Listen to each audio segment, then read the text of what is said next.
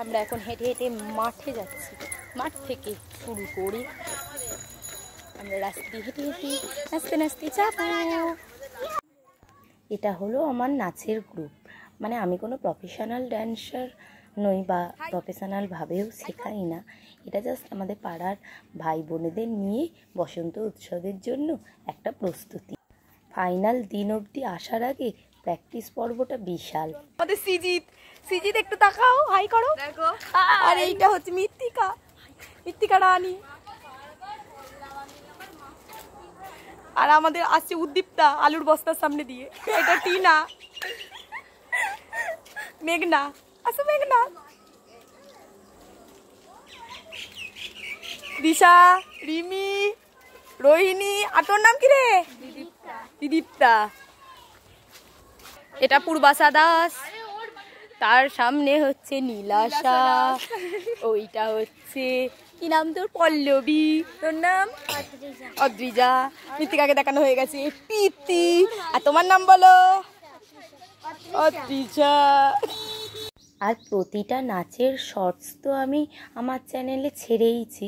আর আপনারা এত ভালোবাসা দিয়েছেন আর ভিডিওগুলো এত দেখেছেন যে অনেক সাবস্ক্রাইবার হয়েছে। এছাড়াও আপনারা প্রচুর লাইক করেছেন।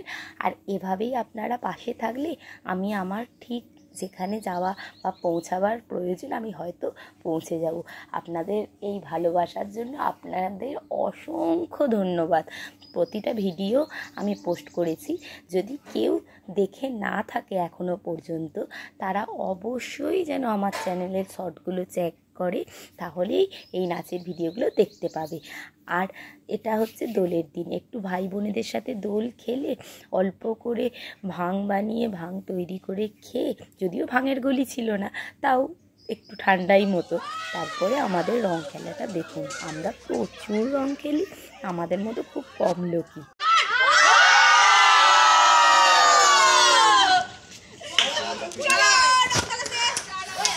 রং খেলার পরে বিকালবেলা বেরিয়ে পড়েছিলাম মা বাড়ির ওখানে হরিনাম দেখতে। তো ওখানে গিয়ে বেশ ভালোই লাগলো পরিবেশ। আর একটা যেটা আশ্চর্যজনক জিনিস দেখলাম, যে এখানে একটা সাইডে বসে যারা ডন্ডি কাটছিল তারা হাতেও মাথায় আগুন নিয়ে বসে।